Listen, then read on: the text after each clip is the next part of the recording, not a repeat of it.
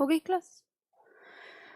चलिए देखिए, हम लोगों ने कल यानी लास्ट क्लास में जो किया वो स्वर संधि कंप्लीट कर ली थी। आज हम करेंगे व्यंजन संधि।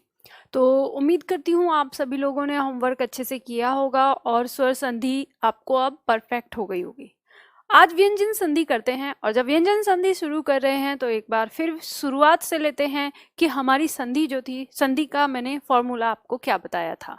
तो आपको यहाँ पर याद रखना है कि मैंने आपको बताया था कि प्रथम शब्द का अंतिम वर्ण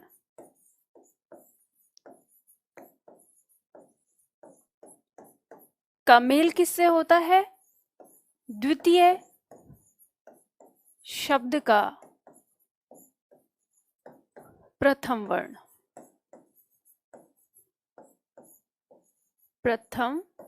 द्वितीय शब्द का प्रथम वर्ण, इनका आपस में मेल होता है, और इनके आपस में मेल होने से जो विकार उत्पन्न होता है तो अब हम उसको संधि कहते हैं, आपको पता ही है। लेकिन अब जो हम व्यंजन संधि में पढ़ने वाले हैं, तो व्यंजन संधि में कैसे होगा और कब हमारी व्यंजन संधि कहलाएगी। तो यहाँ पर हम देखते हैं कि जब हम व्यंजन संधि की बात करते हैं तो अंतिम वर्ण पर हमारा क्या होना चाहिए?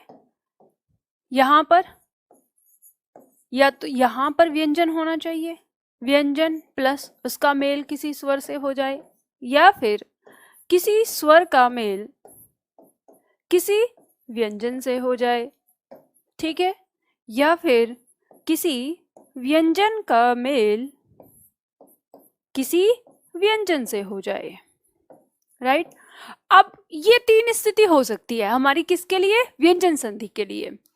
अब यहाँ पे आपको एक बात समझनी है जो आपको अपने दिमाग में रखनी है कि जब भी हम इस अंतिम वर्ण की बात करेंगे तो व्यंजन संधि में यदि यहाँ पे हमारा व्यंजन है, ये कंडीशन, यदि अंतिम वर्ण पर हमारा व्यंजन है तो याद रखिएगा हर वर्ण के, यानी कोई सा भी वर्ण होगा, मैं यहाँ पर क ले लेती हूँ, उस वर्ण के नीचे आपको हलंत जरूर मिलेगा।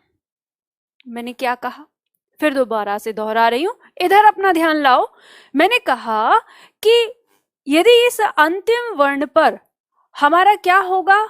कोई व्यंजन होगा, कोई व्यंजन होगा। दोनों कंडीशन हमने यहाँ पे तीन कंडीशन रखी है। तो व्यंजन यदि होगा तो ऐसी स्थिति में हर हाल में जो यहाँ शब्द लिखा होगा उसका अंतिम व्यंजन के नीचे क्या होगा? हलंत होगा। ये आपको ध्यान रखना है, ठीक है। अगर उसके अंत में यहाँ पर स्वर आता है तो फिर किसी हलंत की जरूरत नहीं है। अब आप कहेंगे कि मैडम इधर हलंत होगा तो फिर क्या इधर भी हलंत होगा? तो ध्यान रखिए, इधर हलंत की हो या ना हो इसकी हमें कोई आवश्यकता नहीं, क्योंकि हमें पहले वर्ण की बात करनी है। यहाँ तो यहाँ हम किसकी बात कर रहे हैं? प्रथम वर्ण की बात कर रहे हैं, ठीक है। तो हमें जो फोकस रखना है अपनी व्यंजन संधि में वो इस बात का रखना है जो मैंने अभी बताई। क्या बात बताई मैंने?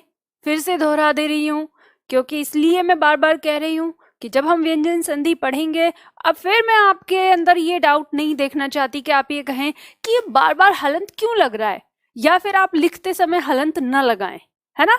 तो इस चीज को समझने के लिए मैंने आपको क्या समझाया है वो फिर से ध्यान दो। मैंने आपको समझाया है कि जब हम व्यंजन संधि करने जा रहे हैं और यहाँ पर जो अंतिम वर्ण, यानी ये जो हमारा प्रथम शब्द होगा, इसके अंतिम वर्ण पर हलंत जरूर होगा। यदि इधर यहाँ व्यंजन और व्यंजन मतलब कोई भी व्यंजन अगर इधर आता है तो यहाँ क्या होगा? हलंत लगा होगा। ये हमें ध्यान देना है। चलिए तो शुरुआत करते हैं, हम अपने चार्ट को देखते हैं। यहाँ पे हमारी व्यंजन संधि की परिभाषा दी है। अब यहाँ कुछ नहीं आपको आती है, लिखा हुआ है, पढ़ लेना। हमने कहा जो जिसके अंदर कि व्यंजन वर्ण के साथ स्वर वर्ण, अथवा स्वर वर्ण के साथ व्यंजन वर्ण, अथवा व्यंजन वर्ण के साथ व्यंजन वर्ण के मेल से जो विकार उत्पन्न होगा उसे हम व्यंजन संधि कहते हैं। और हमने यहाँ पर उदाहरण ले लिया है। अब देखो यहाँ पर मैंने आपको बताया जो प्रथम शब्द का अंतिम वर्ण की मैं बात कर रही थी। जैसे यहाँ पर व्यंजन आया है, हलंत लगा है, व्यंजन है, हलंत लगा है, व्यंजन है, हलंत लगा है, व्यंजन है, यानी ये जो हमारा अंतिम वर्ण है यहाँ पर क्या आया है? व्यंजन आया है, अंतिम वर्ण। तो अंतिम वर्ण व्यंजन तभी होगा जब अंत में उसमें हलंत लगा होगा। ठीक है, चलिए अब समझते हैं। नोट भी इसका देख लीजिए, यहाँ सीधा लगा हुआ है व्यंजन का शुद्ध रूप हल वाला रूप होता है। अब हल वाला क्या, देखो हलंत शब्द का अगर हम शाब्दिक अर्थ बताएं तो हलंत शब्द का अर्थ ही होता है वह व्यंजन जिसमें अंत में हल लगा है। अब हल क्या, हल ये नीचे, ये जो नीचे लगा हुआ होता है ना, इसको हल कहते हैं। हलंत तो ये शब्द है, ठीक है, हलंत क्या है, ये शब्द कि जिसके अंत में हल लगा हुआ है। ठीक है, ऐसे समझना है।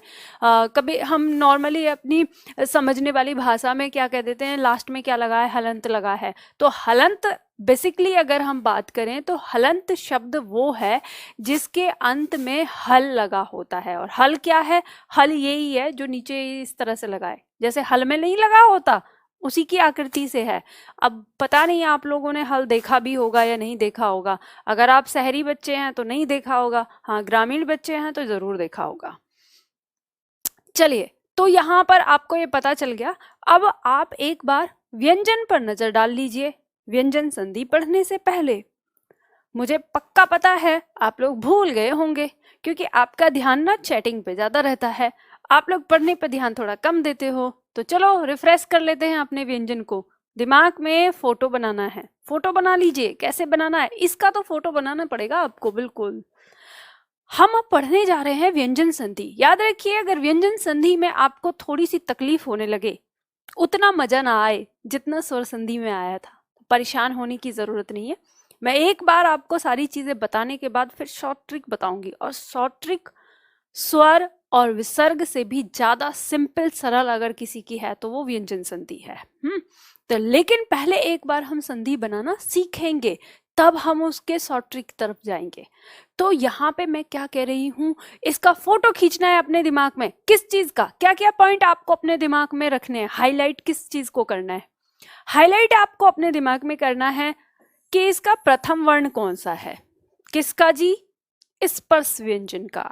किसका, स्पर्श व्यंजन का। तो स्पर्श व्यंजन कहाँ तक है आपको पता है, म तक, क से लेकर म तक। तो स्पर्श व्यंजन का प्रथम वर्ण कौन कौन सा है, तो क च ट त प, ये आपको याद हो गया, राइट। अब इसके बाद अगर आपसे कोई पूछे कि इसका द्वितीय वर्ण कौन सा है, तो द्वितीय वर्ण ये हो गए। स्पर्श व्यंजन के द्वितीय वर्ण कौन से हैं, ये हो गए।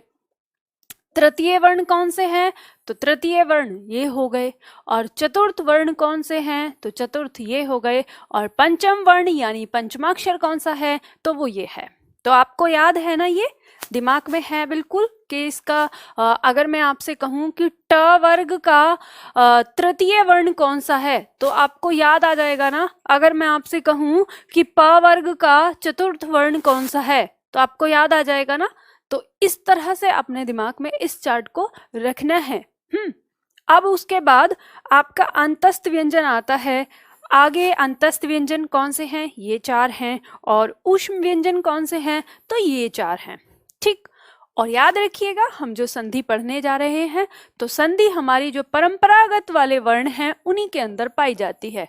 यानी इसके अंदर संयुक्त व्यंजन वगैरह अगर ऐसे आ जाए तो वो उनके अंदर संधि नहीं होती है, इन्हीं में से होती है। और याद रखिएगा हर वर्ण के मेल से संधि भी नहीं होती, ये भी याद रखिए। मैंने क्या बताया, मैंने कहा कि संयुक्त वर्ण में, जैसे हमने स्वर के लिए कहा था, स्वर में हर वर्ण से हमारी संधि हो रही है, लेकिन व्यंजन में ऐसा नहीं है।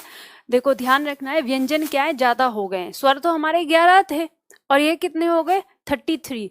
जहां पे जनसंख्या ज्यादा बढ़ जाती है वहां लोग अपनी मनमर्जी करने लगते हैं। तो ये जो हमारे व्यंजन है ना, ये भी अपनी मनमर्जी करते हैं। कोई कहते हैं हम तो नियम में काम करेंगे, कोई कहते हैं नहीं हम तो अपना नियम अलग से बनाएंगे। जैसे हिंदुस्तान में ना, आपको पता है ना, विश्व का दूसरा जनसंख्या वाला देश है। तो अब जनसंख्या ज्यादा बढ़ गई तो मनमर्जी तो करते ही हैं। सरकार तो है ही, यहाँ पे संविधान तो है ही, लेकिन उसके साथ साथ और भी लोग हैं जो अपनी मनमर्जी करते रहते हैं। जैसे खाप पंचायतें हैं, और भी राजे महाराजे बने हुए हैं, है ना। तो आप समझते हैं इन सारी चीजों को। ऐसे ही हमारे व्यंजन है, व्यंजन भी बड़े दुष्ट हो गए। इनका जो नियम है, रूल 1-2 है सारे एक जैसे काम करने वाले एक दो नियम में करते हैं, लेकिन कुछ व्यंजन इतने ज्यादा दुष्ट हैं कि वो कहते हैं नहीं, हमें तो अपने अलग से नियम चाहिए, तो वो अलग से नियम बना के रखते हैं। अभी जान रहे हो मैं ये बातें क्यों बता रही हूँ? ये बातें इसलिए बता रही हूँ ताकि आपको पता चले, जो लोग आपसे कहते हैं ना कि अपवाद है ये, या ये चीज इसको क्रॉस कर रहा है, ऐसे नहीं ऐसे है, तो आपके दिमाग में वो सारी चीजें बैठे हैं कि व्यंजन संधि स्वर संधि से बिल्कुल अलग है। व्यंजन संधि में हम 2-3 नियम पढ़ेंगे और फिर उसके बाद वर्ण के हिसाब से नियम पढ़ेंगे, जो कि हमारे परीक्षा के दृष्टिकोण से बहुत ज्यादा महत्वपूर्ण है। तो ये सारणी आपके दिमाग में आ गई, आप लोगों ने समझ ली। अब चलो शुरुआत करते हैं, बढ़ते हैं पहले नियम की ओर। यहाँ पे हमारा दिया हुआ है व्यंजन संधि के नियम, और इसमें सबसे पहला नियम दिया है। ध्यान दीजिए, इधर लिखना अभी आपको बिल्कुल भी नहीं है, इधर ध्यान दीजिए जहां पे मैं देख रही हूँ। आज मैं आप लोगों के कमेंट्स नहीं लूंगी, बिल्कुल नहीं लूंगी। आज आप लोगों को इधर उधर बातें बिल्कुल नहीं करनी है, फोकस कहाँ रखना है, यहाँ रखना है। यहाँ दिया है वर्ग के पहले वर्ण का तीसरे वर्ण में परिवर्तन। अब ये क्या कह रहा है? तो ये कह रहा है कि किसी वर्ग के पहले वर्ण का मेल किसी स्वर अथवा किसी वर्ग के तीसरे वर्ण अथवा चौथे वर्ण अथवा अंतस्थ व्यंजन से होने पर वर्ग का पहला वर्ण अपने वर्ग के तीसरे वर्ण में परिवर्तित हो जाता है। अरे मैम रुकिए रुकिए, हमको कुछ भी समझ में नहीं आया। ये क्या बोला आपने, क्या समझाया? नहीं आया ना समझ में? अब परिभाषा समझ में आएगी भी नहीं, तो फिर कैसे समझना है? चार्ट से समझते हैं। बहुत सिंपल तरीका, बहुत आसान। चलिए चार्ट लिखते हैं यहाँ पर। मैं पहले यहाँ पर लिख रही हूँ और मैं आप लोगों को समय दे दूंगी लिखने के लिए, पर आप पहले समझ लीजिए। समझ लीजिए, जैसे हमने यहाँ पर, ये हमारा क्या कह रहा है, सिर्फ इसकी हेडिंग से समझ लो। इसकी हेडिंग ये कह रही है कि किसी पहले वर्ण का तीसरे वर्ण में परिवर्तन। पहले वर्ण का तीसरे वर्ण में परिवर्तन कैसे हो रहा है? सबसे पहले एक बात समझना, यहां पर भी घुसपैठिए वाला नियम लगेगा। घुसपैठिए वाला नियम क्या है जी? तो घुसपैठिए वाला नियम ये है कि अंतिम वर्ण और प्रथम वर्ण आपस में मेल करते हैं, परिवर्तन सिर्फ अंतिम वर्ण का होता है, प्रथम वर्ण का नहीं। तो यहाँ भी जो परिवर्तन होगा वो अंतिम वर्ण का होगा, प्रथम वर्ण का नहीं होगा। चलिए, तो यहाँ पे कहा है कि यदि हमारे अंतिम स्थान पर कोई प्रथम वर्ण आया हो, प्रथम वर्ण कौन सा है हमारा? हमने अभी देखा क, च, ट, त और प। ये हमारे क्या है? प्रथम वर्ण है। इनको हम अपने अपने वर्ग का यानी स्पर्श व्यंजन के ये प्रथम वर्ण है। अगर अंतिम स्थान पर इनमें से कोई आया हो और जो द्वितीय शब्द है उसके प्रथम स्थान पर क्या आया हो, तो यहाँ पे दिया है कि अगर इसके प्रथम स्थान पर पहला वर्ण, यानी यह दिया है कि किसी का मेल, यहां से देखिए, किसी स्वर से हो, ठीक है। तो अब आप यहाँ पर लिख लो, या तो यहाँ कोई स्वर हो सकता है, या फिर दिया है कोई तीसरा वर्ण, तो यहाँ लिखिए तीसरा वर्ण, ठीक है, या चौथा वर्ण, या फिर चौथा वर्ण, ठीक है। और फिर क्या दिया है? या फिर कोई अंतस्थ व्यंजन, तो यहाँ पर लिख दीजिए अंतस्थ व्यंजन। इसके बाद ही लिखा जाएगा, मेरे पास स्थान नहीं है। अंतस्थ व्यंजन। अब ये स्थिति है, यानी ऊपर जो हमारा जो ये परिभाषा है वो ये कह रही है कि अगर प्रथम शब्द का अंतिम वर्ण पर इन पांचों में से कोई एक आया हो और जो हमारा द्वितीय शब्द का प्रथम वर्ण है वहां पर इनमें से कोई एक आया हो, तो जब इनका आपस में हम मेल करते हैं, जब इनका आपस में मेल करते हैं तो परिवर्तन किस में होता है? क का परिवर्तन होता है, इस च का परिवर्तन होता है, इस ट का होता है, त में होता है और प में परिवर्तन होता है। और क्या परिवर्तन होता है वो चीज देखिए। तो जब किसी क का मेल इनमें से किसी से होता है तो ये क अपने तीसरे वर्ण में बदल जाता है।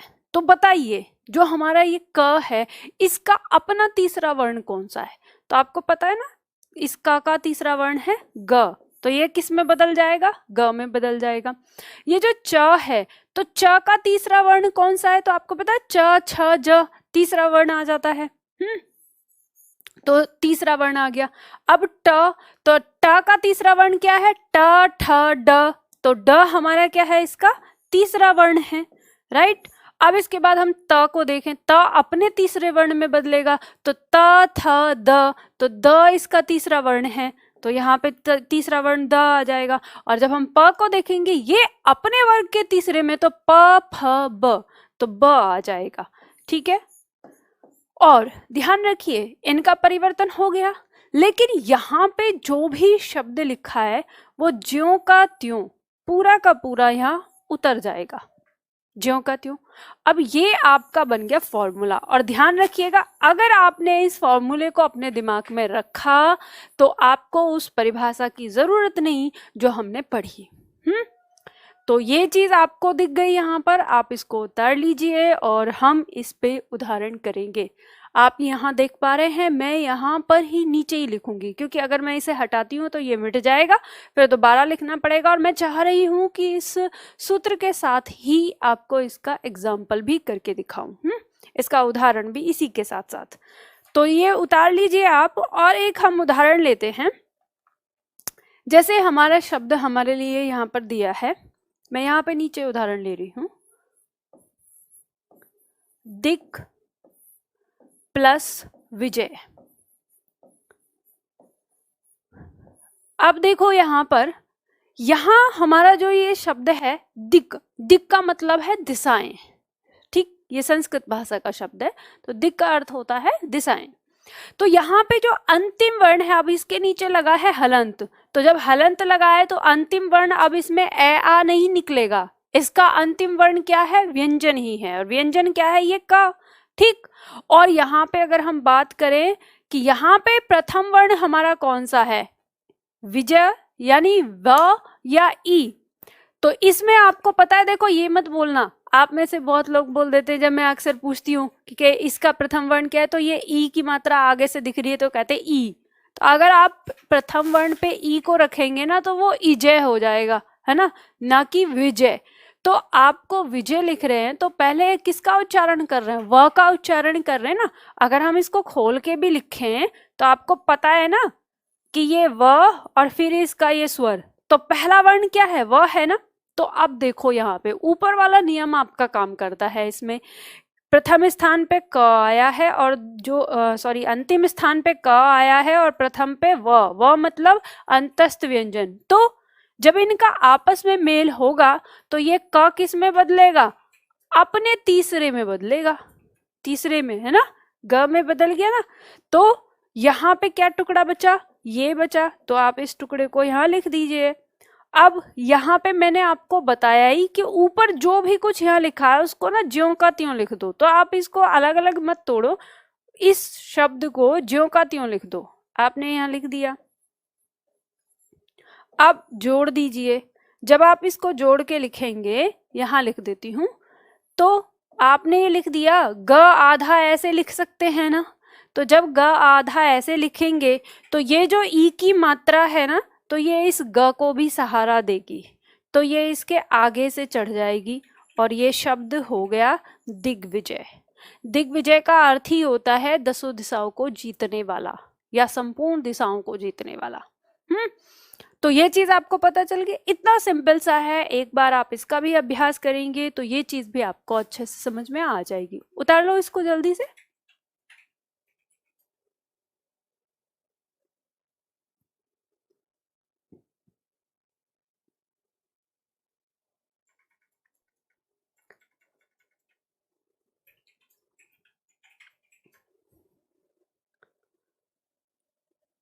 चलिए, उतार लिया होगा आप लोगों ने,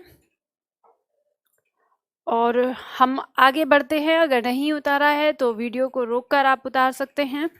आगे बढ़ते हैं हम। अब इसमें नीचे आपको उदाहरण दिए हुए हैं, अब देख लो इनको।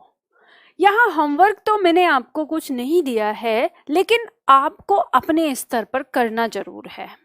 मैंने आपको यहाँ पे ऐसी कोई चीज़ नहीं छोड़ी कि आपको अब इसमें होमवर्क करने की ज़रूरत है या नहीं, लेकिन मैं कहूँगी कि अगर आप अपनी वर्तनी शुद्धिकरण चाहते हैं तो इन सब का भी अभ्यास कर लीजिएगा अपने स्तर पर। देखिए यहाँ पर जैसे दिया है दिग्विजय, ये तो हमने अभी किया ही। यहाँ जैसे दिया है अच प्लस अंत, तो आपको पता है ये अंत जो है ये अंक की बिंदी जो है आपको पता है न में बदल जाएगी, यानी आप इसको ऐसे भी लिख सकते हैं, है ना। तो इसलिए कोई कंफ्यूज नहीं होना है, यहाँ पे आपका स्वर आ रहा है पहले। तो जब आप यहाँ पे च का मेल किसी स्वर से हो रहा है तो ये किस में बदलेगा, च अपने ज में बदलेगा, और जैसे ही ज पीछे बदलेगा तो देखो ये आ ना इस ज को पूरा कर देगा, अब ये आधा नहीं रहेगा, ये आपको पता है, अब आप सीख चुके हो। अब चाहे आप इसको ऐसे लिखो चाहे आप इसको ऐसे लिखो अजंत, ऐसे भी लिख सकते हो, कोई दिक्कत नहीं, चाहे बिंदी लगा के लिखो। अब देखो यहाँ पे दिया है सट, सट आनन, स्वर आया है यहाँ पर, तो जो ट है किस में बदल गया, ड में बदल गया। अब आ आया है तो ये इसको क्या करेगा, पूरा कर देगा, तो ये सडानन हो गया। तो सडानन कौन है भाई, आनन का मतलब होता है मुख और सट का मतलब होता है छह, जिसके 6 मुख हैं। तो आपको पता है किसके 6 मुख थे, तो कार्तिकेय जी के लिए आता है, भगवान शिव के जो पुत्र थे कार्तिकेय, उनके 6 मुख बताए जाते हैं कि 6 मुख थे, तो सडानन का अर्थ हो जाता है कार्तिकेय। अब ये आपकी देखो, अब यहाँ मैं आपको चीजें अब थोड़ी सी ऊपर लेवल पे लेके चल रही हूँ, आपको एग्जाम देना है, आप ध्यान देना शुरू कर दीजिए। यहाँ पे हमने पढ़ा है इसमें व्यंजन संधि, राइट, लेकिन मैंने आपको ये भी कहा कि जो सडानन है ये कार्तिकेय का नाम है, तो सडानन शब्द आपका समास में भी आ जाता है। 6 हैं आनन जिसके, अर्थात कार्तिकेय, तो अर्थात कार्तिकेय आ गया तो बहुब्रीहि समास आ गया, है ना। तो ये आपके किस में आ गया, समास में भी। तो अब ये वाला जो शब्द है इसके अंदर 2 विधि है, एक संधि विधि हो गई और एक समास विधि। अब थोड़ा सा सावधान, जैसे ही हम शब्द निर्माण की विधि पढ़ रहे हैं तो इसमें हमारे एग्जाम में एक क्वेश्चन ऐसे भी बनने लगता है कि निम्न शब्द किस विधि से बना है, संधि से, उपसर्ग से, प्रत्यय से या समास से। तो हम साथ में अब ये भी लेके चलेंगे और इसको भी सीखेंगे। तो आपको शब्द का पूरा ऑपरेशन करना है, किस विधि से बना है, कैसे बना है, कौन कौन सी विधि लगती है, तो ये सारी चीजें अब हम सीखते हुए चलेंगे। और जो मैं बता रही हूँ नोट डाउन करते जाना, ये मत कहना कि मैडम आपने पढ़ाया नहीं था। आप लोगों के पास मेरी रिकॉर्डिंग है, मैंने कितना पढ़ाया है कितना नहीं इसका प्रमाण आपके पास है। तो मैंने अभी ये भी बात बता दी, एक नया क्वेश्चन आपका आता है कि ये किस विधि से बना है, तो ये भी चीज आपको सीखनी है साथ के साथ। जैसे देखो शब्द है हमारा भगवत प्लस भजन, अब यहाँ पर भगवत प्लस भजन से तो बन गया भगवत भजन। आपको याद आया, दिमाग में हमेशा ये रहता था कि ये भगवत प्लस गीता होता है तो भगवत गीता क्यों लिखा रहता है, भगवत भजन क्यों लिखा रहता है। तो कौन सा नियम लगता है इसमें, संधि का नियम लगता है ना। तो ये चीज आपको, अगर इनको आप टुकड़ों में लिखोगे तो यहाँ भगवत लिखा रहेगा, और अगर आप एक साथ सुरेखा ऊपर लगाकर एक साथ शब्द बनाएंगे तो ये त जो है द में बदल जाएगा। त द में क्यों बदला, अपने तीसरे वर्ग में बदला है, राइट। ऐसे आ गया सत प्लस भावना, सद्भावना। आपके एग्जाम में ये सद्भावना का संधि विच्छेद आता है कि सद्भावना में कौन सा है, सद प्लस भावना या सत प्लस भावना। तो ऐसे कंफ्यूज करने के लिए देगा, बहुत बच्चे सद प्लस भावना लगा देते हैं, ऐसे ही जोड़ देते हैं बिना नियम के। देखो जब आप किसी भी उदाहरण को अगर ऐसी अंदाजे से याद करोगे ना तो वो आपके लिए क्या करेगा, प्रॉब्लम क्रिएट कर देगा आगे। जब आपके पास नियम है कि कैसे बनते हैं तो आप 1 से ना 50 बना सकते हैं, ध्यान दीजिएगा। जैसे अप प्लस ज हो गया तो अब्ज, दिक प्लस ज गज हो गया तो दिग्गज हो गया। ऐसे ही वाक प्लस ईस तो वागीस हो गया, अच प्लस आदि अजादी हो गया। अब ये ध्यान देना, ये अजादी जो शब्द है ना ये संस्कृत का है, तत्सम शब्द के अंदर आया है ये।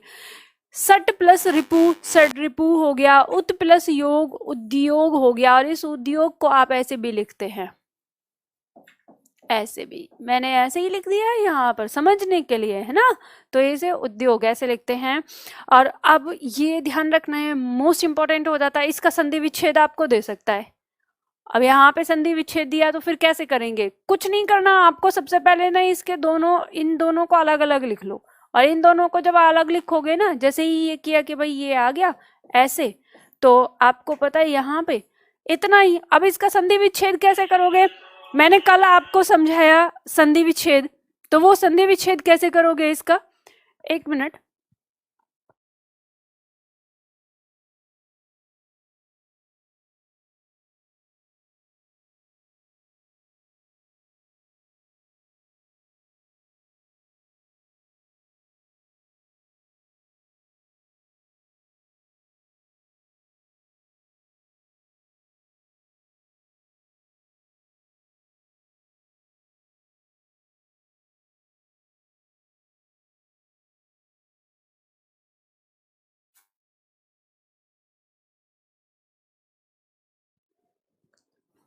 आवाज आ गई ना?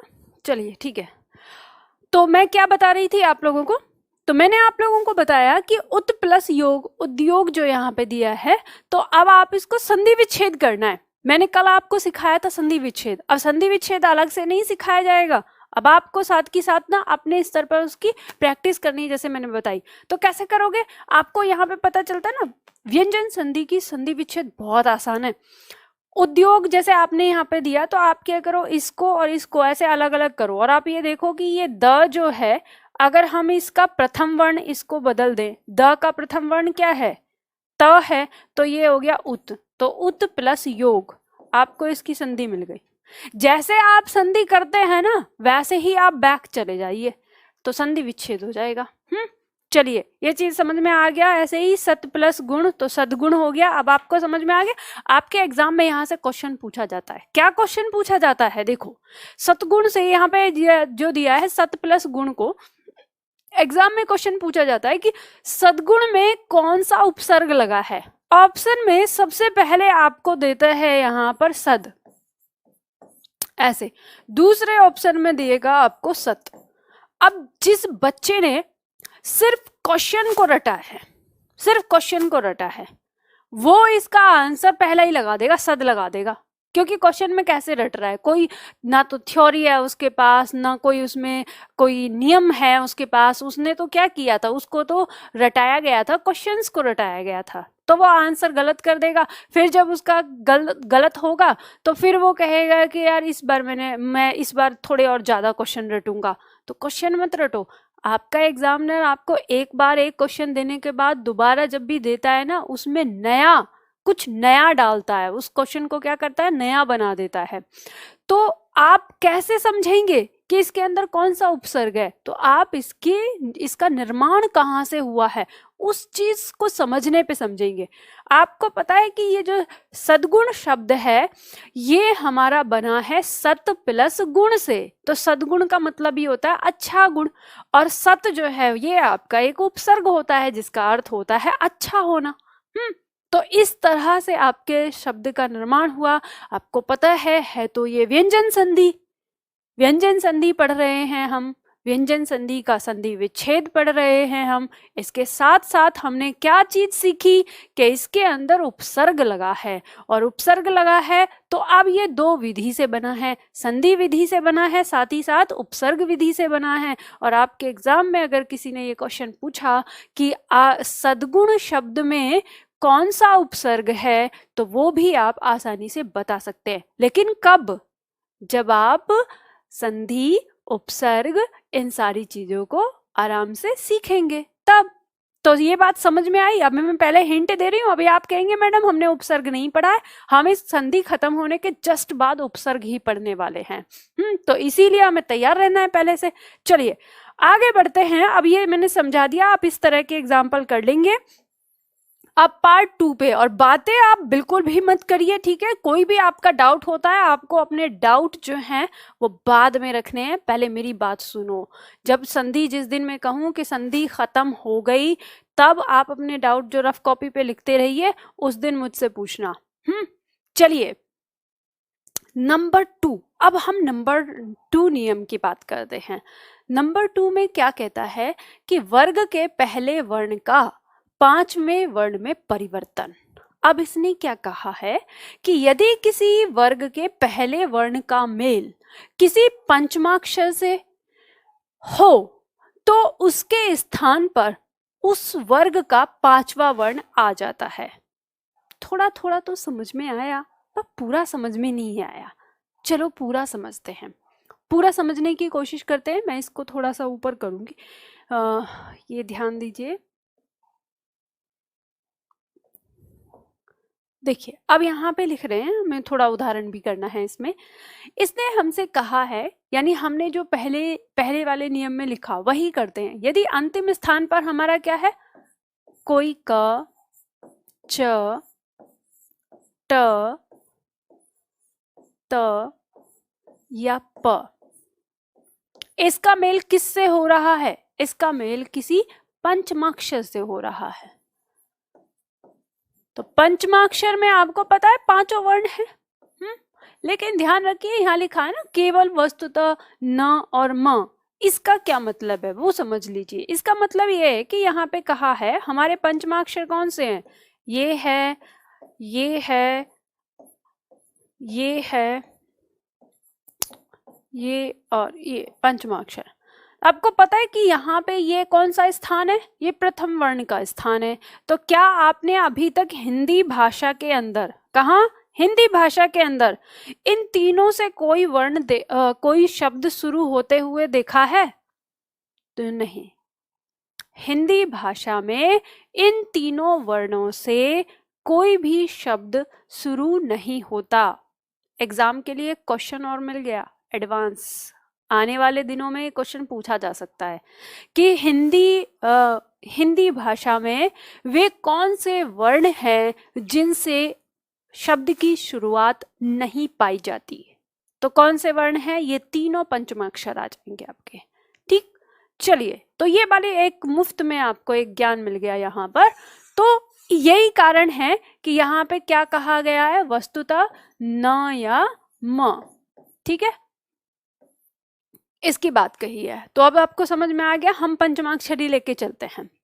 तो इनका जब आपस में मेल होगा, इनका आपस में जब मेल होता है तो ये जो क है ये अपने पंचमाक्षर में बदलता है। इसका पंचमाक्षर क्या है, इसका पंचमाक्षर ये, अब देखना ऊपर हलंत है तो नीचे भी हलंत होगा। ये अपने पंचमाक्षर में बदलता है, तो इसका पंचमाक्षर क्या है, ये है। ये अपने पंचमाक्षर में बदलता है, तो इसका पंचमाक्षर क्या है, ये अपने पंचमाक्षर में बदलता है, तो इसका पंचमाक्षर क्या है, और ये अपने पंचमाक्षर में बदलता है, इसका पंचमाक्षर। याद आ गया होगा आप लोगों को, वर्तनी में हम पंचमाक्षर से मिलके आए हैं, हमने मुलाकात करी थी, स्पेशल सम्मान दिया था उनको, अच्छे से याद किया था, दादा, बच्चा और मम्मी पापा क्या क्या करके हमने याद किया था। तो याद आ गई होंगी बातें, है ना। चलिए, तो अब यहाँ पे कहा है कि जब इनका आपस में मेल होता है और ये ऐसे बदल जाते हैं, तो यहाँ जो भी आएगा वो ज्यों का त्यों आ जाएगा। क्या होगा, ज्यों का त्यों आ जाएगा। उदाहरण देख लेते हैं, समझ लेते हैं उदाहरण। जैसे मान लो हमने एक उदाहरण लिया, वाक प्लस मैं। अब देखिए यहाँ पर अंतिम जो वर्ण है वो क्या है, क है। उसका मेल किससे हो रहा है, म से हो रहा है। जब ये आपस में मिलेंगे तो ये जो क है ये किस में बदलेगा, ये अपने पंचमाक्षर में बदलेगा। ठीक है, आ गया इस तरह से। अब ये अपने पंचमाक्षर में बदल गया। अब यहाँ पे जो कुछ भी है वो ज्यों का त्यों उतर जाएगा, ज्यों का त्यों उतर गया। और यहाँ पे जो बचा, क्या बचा, यहाँ पर वाह बचा। अब देखो इसको जोड़ कर लिख दो, इसको जोड़ कर लिखेंगे तो आपको ये ऐसे ही लिखना पड़ेगा। और ध्यान में रखिएगा कभी भी इसको बिंदी में आप नहीं बदल सकते। क्यों नहीं बदल सकते, क्योंकि इसके पीछे दूसरे परिवार का व्यक्ति है, तो आप इसको बिंदी में नहीं बदल सकते। तो ये क्या हो गया, ये वांग में हो गया। आप कहेंगे वाणंग में नहीं होगा क्या, तो वाणंग में नहीं होगा। आप अब ध्यान रखिए, मैंने आपको बताया था कि जो पंचमाक्षर है उसका जो उच्चारण होता है वो अंग के जैसा ही होता है, तो ये वांग में होगा। अब वांग में का क्या अर्थ है, तो संस्कृत भाषा में वांग में साहित्य को कहते हैं। वाक का अर्थ है मन के विचार, बातचीत, आवाज, बोली। ठीक है। तो वाक का क्या अर्थ होता है? मन के विचार, बातचीत, बोली, आवाज जो हम बोल रहे हैं, इसको कहते हैं वाक। और मैं मतलब पूरी तरह से उसमें रंगा हुआ। तो जो बातचीत या अपने विचारों से रंगा हुआ है, तो बातचीत और विचारों से कौन रंगा होता है? साहित्य होता है। तो इसलिए इसको नाम दिया है साहित्य। ठीक है, चलिए, तो ये इस तरह से आप कर सकते हैं। उतार लीजिए जल्दी से, फटाफट। आप लोगों ने उतार लिया होगा।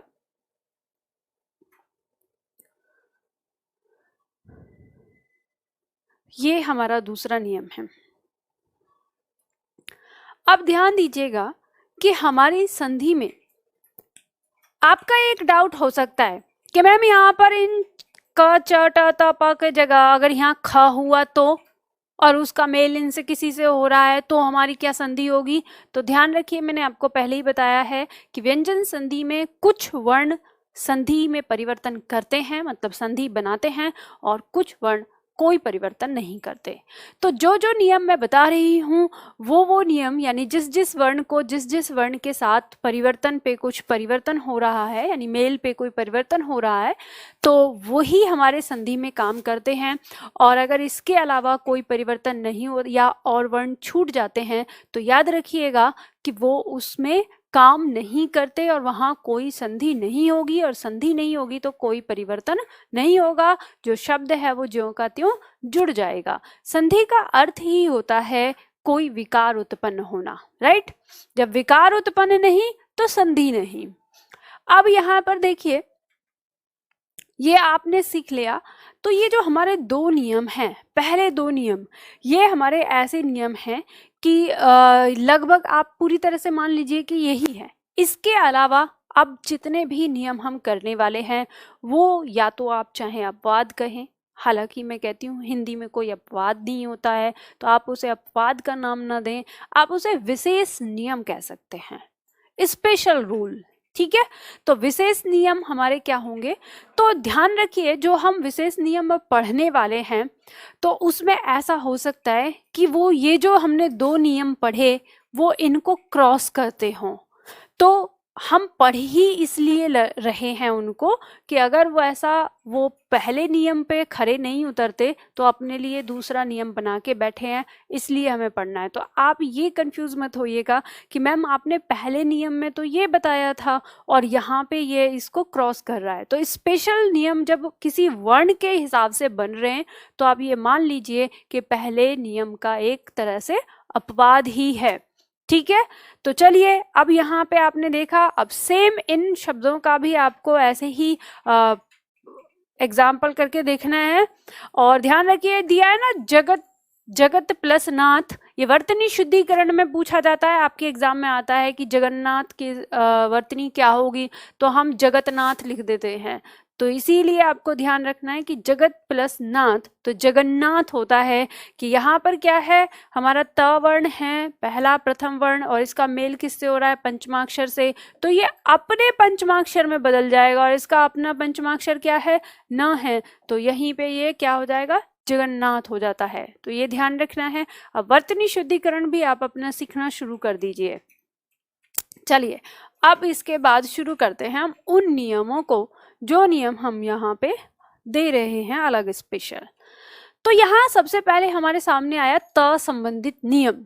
अब त संबंधित नियम क्या है? तो ध्यान दीजिए, छोटी छोटी परिभाषा लिख रखी है, लेकिन मैं आपको बताऊंगी कि आपको फॉर्मूला से ही याद रखना है। यहाँ दिया है ये जो हमारा त है, अब इसकी सबसे खास बात और एक क्या है ना, इसका पेट एक नियम से नहीं भरता, ये अपने लिए ना 4-5 नियम बनाता है। तो हम स्पेशल त के लिए पढ़ रहे हैं। जो त वर्ण है हमारा, ये क्या क्या नियम बनाता है? तो ये नियम बनाता है यदि हम इस त का मेल किससे करते हैं? किसी च या छ से करते हैं, तो जो हमारा त है वो च में परिवर्तित हो जाता है। कैसे? देखो क्या कहना चाह रहा है कि यहाँ पे हमारा अंतिम वर्ण पे आया त और इसका मेल किससे हो रहा है? किसी च या किसी छ से। अब ध्यान रखिए, आप यहाँ पे चाहो तो हलंत लगा सकते हो, चाहो तो हलंत हटा सकते हो, वर्ण पहला ही रहेगा। इनका मेल आपस में होता है, तो ये जो त है हमारा, ये परिवर्तित हो जाता है च में, और यहाँ पे जो कुछ भी लिखा है वो ज्यों का त्यों आ जाएगा। ये आपने बना लिया। अब चलो हम इसका उदाहरण करके देख लेते हैं। जैसे हमारा यहाँ पर दिया है, ये आपके एग्जाम में बहुत पूछा जाता है, जगत प्लस छाया। ठीक है, तो इसी को कर लेते हैं हम। क्या दिया है? जगत प्लस छाया। नियम क्या कहता है? नियम कह रहा था कि यहाँ पे अगर त आया है और इसका मेल किसी छ से होता है तो ये जो हमारा त है ये हमारा च में परिवर्तित हो जाएगा। च में परिवर्तित हो गया तो यहाँ पे जो क्या टुकड़ा बचा, ये टुकड़ा बचा है, और ये हम ज्यों का त्यों उतार लेंगे। हमने बताया ही कि हम इसको क्या करेंगे, ज्यों का त्यों उतार लेंगे। अब इसको जोड़ देंगे। आपको पता है च हम आधा लिख सकते हैं, वह ऐसे जुड़ जाएगा और शब्द हमारा जगत छाया ना होके जगत छाया हो गया। ठीक है, ये भी वर्तनी शुद्धिकरण में आपका शब्द पूछा जाता है, चाहे भले ही आपका व्यंजन संधि में वो आए या ना आए, लेकिन वर्तनी शुद्धिकरण में बहुत ऊपर लिस्ट रहती है इसकी। ठीक, उसी तरीके से उत प्लस चारण उच्चारण हो जाएगा, उत प्लस चरित उच्चरित हो जाएगा, सत प्लस चरित सच्चरित्र हो जाएगा। ध्यान दीजिए, ये भी वर्तनी शुद्धिकरण में आपका बड़ा पूछा जाता है। और इससे तो ऐसे पूछा जाता है, सच्चरित्र शब्द में हमारा उपसर्ग कौन सा है। फिर से मैंने बताया अभी थोड़ी देर पहले उपसर्ग की बात, तो आपके पहले ऑप्शन में दिया रहेगा सच दिया रहेगा, लेकिन होता क्या है, सत होता है। आपने यहाँ पे देखा इसको परिवर्तित होते हुए। ठीक, चलिए अब हम आगे बढ़ते हैं अगले नियम की ओर। यह आपने समझ लिया। त कहता है, दूसरा नियम है कि यदि हमारा ये त है उसके बाद ये ज या झ में से कोई भी वर्ण आया हो, ज या झ, तो हमारा जो ये त है ये किस में बदल जाएगा, ज में बदल जाएगा। कैसे, चलो समझ लेते हैं फॉर्मूला से। यदि किसी त का मेल किससे हो रहा है, किसी ज या झ से हो रहा है। देखो ध्यान दो, मैंने हलंत नहीं लगाया इस बार, तो कोई फर्क नहीं पड़ेगा। कहाँ पर, यहाँ पर, यहाँ लगाना है, यहाँ जरूरी है ना। तो यहाँ मैंने कोई हलंत नहीं लगाया। तो चलिए देखिए, जब इनका हम मेल करेंगे, किसका, त और इनमें से किसी का, तो ये जो हमारा त है ये बदल जाता है किसमें, ये बदल जाता है ज में। लेकिन यहाँ हलंत लगेगा, ये ध्यान रखिए, ऊपर हलंत लगा है तो यहाँ भी हलंत लगेगा, और यहाँ पे जो कुछ भी दिया है वो ज्यों का त्यों उतर जाएगा। अब देखो मैं बता रही हूं, आप चाहो तो यहाँ हलंत लगा सकते हो, आपकी मर्जी है। ठीक, अब इसका उदाहरण देख लेते हैं। जैसे मान लो हमने शब्द लिया उत प्लस ज्वल। एग्जाम के लिए गांठ बांध लो इस शब्द को, हर बार आना है, चाहे किसी का भी एग्जाम हो, इसके बिना इसका एग्जाम नहीं होता। उत प्लस ज्वल। अब यहाँ पे देखो इसमें क्या कहा, अंतिम वर्ण क्या है, त, प्रथम वर्ण क्या है, ज। इन दोनों का जब मेल हो रहा है तो त किस में बदलता है, त बदलता है ज में। अब यहाँ पे आपको पता है इसे ज्यों का त्यों आप उतार लेंगे, आपने इसे ज्यों का त्यों उतार लिया। यहाँ पर क्या बचा, ये बचा। अब जोड़ दीजिए, आधा ज है तो आपको पता है आधा ज ऐसे बनता है, और यहाँ पे भी, तो ये आ गया आपका शब्द उज्ज्वल। उदाहरण आपने देख लिया, शब्द क्या आ गया, उज्ज्वल आ गया। तो इस तरह से आप याद करेंगे इसको, ये आपका संधि का नियम लग रहा है इसमें। अब यहाँ पर देखो, ये जितने भी उदाहरण दिए हैं ये सब आपके एग्जाम के लिए मोस्ट इंपॉर्टेंट है। सत प्लस जन, सज्जन, ये पूछा जाता है। कैसे पूछा जाता है आपके एग्जाम में कि सज्जन शब्द में कौन सा उपसर्ग लगा है, तो सत आपको देना पड़ेगा, ये ऐसे पूछा जाता है। दूसरा इसके पूछने का जो तरीका है वो है कि आपसे क्वेश्चन किया जाता है कि सज्जन शब्द में विशेषण बताइए, सज्जन शब्द में विशेषण कौन सा है निम्न में से, और आपको सत लिखा रहेगा। अब सत का अर्थ होता है अच्छा, और अच्छा शब्द क्या बताता है? किसी की क्वालिटी बताता है। तो जो किसी की क्वालिटी बताता है वो शब्द अपने आप में विशेषण होता है। तो सत अपने आप में एक उपसर्ग भी हो गया और साथ ही साथ एक विशेषण की श्रेणी में भी आ गया। तो आपके एग्जाम में अगर ऐसे क्वेश्चन आए तो आप कर लेंगे ना आसानी से। घबराना नहीं है, कहीं डरना नहीं है। निधि एकेडमी में पढ़ते हो, हर चीज को बारीकी से सीख लो, समझ लो, है ना। तो ऐसे क्वेश्चन आता है। अब जैसे ये आ गया विपत प्लस जाल तो विपत जाल हो गया, उत प्लस झटिका उज्झटिका हो गया। जैसे जगत प्लस जननी, तो अब ये जगत जननी नहीं हो गया, क्या होगा? जगत जननी। क्या होगा? जगत जननी। और उज्जवल तो हमने किया ही। तो आराम से कर सकते हो, जल्दी से उतार लीजिए फटाफट से। आगे बढ़ते हैं।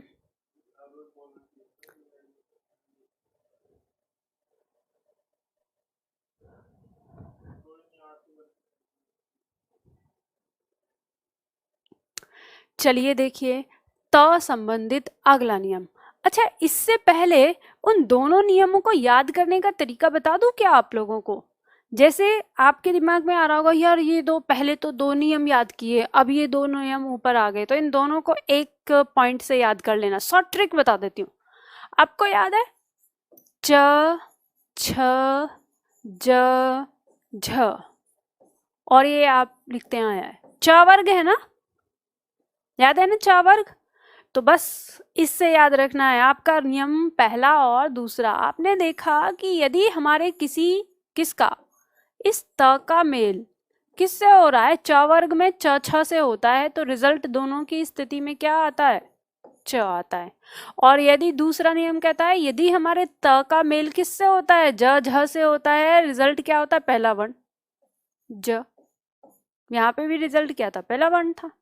ठीक है, अब इस तरह से याद कर सकते हैं। दो नियम एक साथ याद हो गए, आपको रटने की जरूरत नहीं है, ध्यान रखिएगा, समझने की जरूरत है बस, और फोटो बनाने की जरूरत है। अपने दिमाग में वर्णमाला को रचा बसा लो, और जहां पे जो चीज आपको दिखाई दे उसका फोटो कैप्चर करके ना सेव करके अपने दिमाग के डी फोल्डर में रख दो, जरूरत पड़ेगी। समझ में आई ना ये बात? चलिए आगे बढ़ते हैं। तीसरा, आप में से कुछ लोग कह रहे थे कि जैसे आपका एग्ज़ाम है, नज़दीक है, और कुछ लोग बोल रहे थे मैम जल्दी से क्लास कंप्लीट करा दो। मैं फिर से एक बार आप लोगों को दोहरा देती हूँ, मैंने आप लोगों को बताया हुआ है कि जिनका एग्ज़ाम जल्दी है, नज़दीक है, और उनको लगता है कि हमारी क्लास कंप्लीट नहीं हो पाएगी, मैं बता देती हूँ हमारी जो ये क्लास है, ये क्लास अभी मान के चलिए कि हमारे पास करीब करीब 40 दिन और चाहिए इस हिंदी के इस बैच को कंप्लीट करने के लिए। और 40 दिन चाहिए तो 40 दिन में आप सैटरडे संडे की छुट्टी भी लगा के चलिएगा, तो आपको समझ में आ जाता है कि ऑलमोस्ट हमारी क्लास कब तक खत्म होगी। चलिए, तो हमने तीसरा नियम यहाँ पर देखा कि ये त क्या कह रहा है कि यदि इस त के बाद ट ड ल हो तो त जो है वो क्रमशः ट ड ल में बदल जाता है। देखो, इस बात को समझने की कोशिश करना। हम यहाँ पे जो कहना चाह रहे हैं, ये क्या कहना चाह रहा है? ये 3 तरीके से होगा। ये कह रहा है कि यदि हमारा त का मेल किससे हो रहा हो? किसी ट से हो रहा हो, तो जब इनका आपस में मेल होता है तो ये जो हमारा त है ये किस में बदल जाता है? इस ट में बदल जाता है, इसके जैसा ही। और यहाँ पे जो कुछ भी है वो ज्यों का त्यों आ जाएगा। वैसे ही कहा है कि जब किसी त का मेल किसी ड से हो रहा हो, ठीक है, तो जब इनका आपस में मेल होता है तो ये त किस में बदलेगा? इसी ड में बदल जाएगा। ठीक है, किस में बदल जाएगा? इसी ड में बदल जाएगा। और यहाँ पे जो कुछ भी है वो ज्यों का त्यों उतर जाएगा। उसी तरीके से कह रहा है कि किसी त का मेल किससे हो रहा हो? किसी ल से हो रहा हो, तो जब इनका आपस में मेल होगा तो ये जो त है ये किस में बदल जाएगा? ये ल में बदल जाएगा। और यहाँ जो कुछ भी है वो ज्यों का त्यों आ जाएगा। ठीक है, तो ये बात है यहाँ पर, ये आपको दिमाग में रखनी है। तो इसको कंबाइंड यहाँ पे हम ऐसे कर सकते हैं कि यदि ये एक सूत्र अगर बनाना चाहते हो कि यदि त का मेल किसी ट ड या ल से होता है तो इसका परिवर्तन कैसे होता है कि यदि त का मेल इस ट से हो रहा है तो ये ट में बदलेगा, यदि इस ट का मेल इस ड से हो रहा है तो ये ड में बदलता है, और इस त का मेल यदि ल से होता है तो ये ल में बदलता है, और यहाँ पर जो कुछ भी इसके पीछे आता है वो ज्यों का त्यों उतर जाता है। तो ऐसे कर सकते हो। हालांकि ये थोड़ा कंफ्यूज करने वाला है, तो इसको मत ना लिख के आप इन तीनों को अलग अलग लिख लो, नंबर 1, नंबर 2, नंबर 3, इस तरह से इसको लिख लो। अब इसका उदाहरण समझ लो। ठीक है, इसका उदाहरण ये लिख लीजिए। इसका उदाहरण समझा देती हूँ, यहाँ पे इसे मिटा देती हूँ।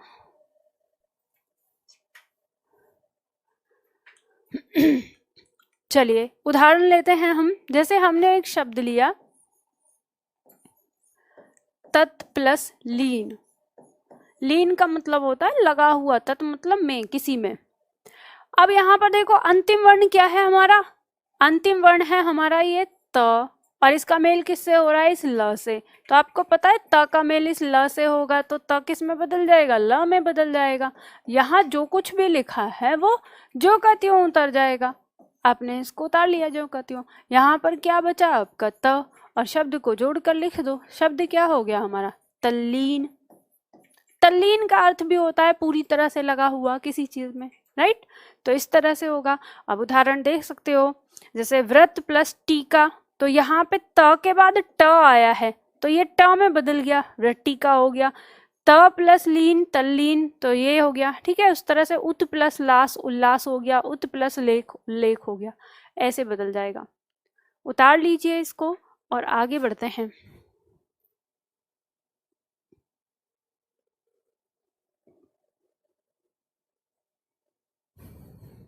चलिए आगे बढ़ते हैं, उतार लीजिएगा आप वीडियो को रोककर। आगे नेक्स्ट से हमारा यहाँ पर क्या कहता है नियम, चौथा। इसमें जो चौथा है उसके लिए नियम देखिए। कह रहा है यदि त के बाद, इस त के ही नियम है सारे और कुछ नहीं है, ये त बड़ा परेशान करता है, ये ध्यान रखिएगा। तो त के बाद यदि श कौन सा हो, तालु वाला श, तो त का च और श का छ हो जाता है। अब देखो यहाँ पे हम हमारी जो एक संधि है उस संधि का ना नियम बदलने वाला है। अब नियम क्या बदल रहा है, मतलब जो मैंने कहानी बताई थी आपको वो कहानी बदल रही है। यहाँ पर कहानी में क्या अंतर आता है, जैसे हमने कहा हमने पहले कहानी रखी थी घुसपैठिए वाली, लेकिन अब कहानी हमारी क्या बदलेगी कि इतने दिन हो गए जो हमारा पाकिस्तान है वो बार बार घुसपैठिए भेज रहा है और हिंदुस्तान में अभी तक बम विस्फोट नहीं हो रहा। उसे ये पता नहीं चल रहा कि अंदर उसके भेजे हुए जो नुमाइंदे हैं उनको मार कूट के हिंदुस्तानी बना दिया जा रहा है। तो ऐसा उसे पता नहीं चल पा रहा है, और उसे पता चल जाता है एक दिन। तो जब उसे पता चल जाता है उसे बड़ी जोर से गुस्सा आती है और वो कहता है कि हिंदुस्तान पे मिसाइल फेंक दूंगा। तो वो कहता है कि मैं हिंदुस्तान पे मिसाइल फेंक रहा हूँ। तो वो क्या समझता है, हिंदुस्तान के पास एंटी मिसाइल नहीं है तो हिंदुस्तान के पास एंटी मिसाइल है। तो पाकिस्तान ने मिसाइल छोड़ी तो इधर से हिंदुस्तान की मिसाइल गई और आसमान में दोनों टकराई, और जब दोनों टकराएंगी तो मिसाइलें हैं तो मिसाइलें तो नष्ट होंगी ही होंगी। तो दोनों मिसाइलें आसमान में टकराने के बाद नष्ट होती हैं, और दोनों कैसे गिरेंगी, जैसी गई थी वैसी वैसी गिरेंगी क्या, नहीं, रूप बदल जाएगा दोनों का। पाकिस्तान की गिरेगी पाकिस्तान की मिसाइल के मलबे में, और हिंदुस्तान की नीचे गिरेगी हिंदुस्तान मिसाइल के मलबे में। तो यानी दोनों का रूप बदल गया। तो हमारे यहाँ पर अब जो इसमें लगने वाला है, यानी जो हमारा चौथा और पांचवा जो नियम है यहाँ पर, वो मिसाइल नियम, आप इसे कह सकते हो मिसाइल नियम है। तो मिसाइल नियम में क्या होगा, दोनों वर्ण आपस में मिलेंगे, टकराएंगे, और टकराने के बाद क्या होगा, दोनों अलग अलग परिवर्तित हो जाएंगे। चलिए देखते हैं, मतलब यहाँ पे क्या हमने सीखा, क्या हमने जानने की कोशिश की। ये वर्ण और ये वर्ण आपस में मिलेंगे, लेकिन ये वर्ण है ये भी परिवर्तित हो जाएगा, और ये वर्ण है ये भी परिवर्तित हो जाएगा, और तब दोनों मिलेंगे। तो इसी चीज को देखते हैं इसमें क्या परिवर्तन हुआ है। तो यहाँ पे हमसे कहा गया है कि यदि किसी त का मेल किससे हो रहा है, किसी तालु श से हो रहा है। तालु श से हो रहा है तो क्या होता है इसमें, जब ये आपस में टकराते हैं तो ये जो त है इसका परिवर्तन हो जाता है च में। ये त क्या हो जाता है, च में परिवर्तित हो जाता है, और यहाँ पर ये जो तालु श है हमारा, ये किस में बदल जाता है, ये बदल जाता है छ में। ठीक है, अब यहाँ हलंत लगाए तो यहाँ भी हलंत लगा लेंगे, ऊपर हलंत नहीं लगा होता तो नहीं लगाते। ये थोड़ा थोड़ा समझ में आया मैडम, लेकिन थोड़ा थोड़ा समझ में नहीं आया, उदाहरण के साथ समझ लो। जैसे हमने उदाहरण लिया, हम इसको लेते हैं उत प्लस श्वास, शब्द लेते हैं उत प्लस श्वास, बाद में लिखना पहले समझ लीजिए। यहां देखिए अंतिम वर्ण हमारा क्या है, अंतिम वर्ण है त, और प्रथम वर्ण क्या है, तालु श है।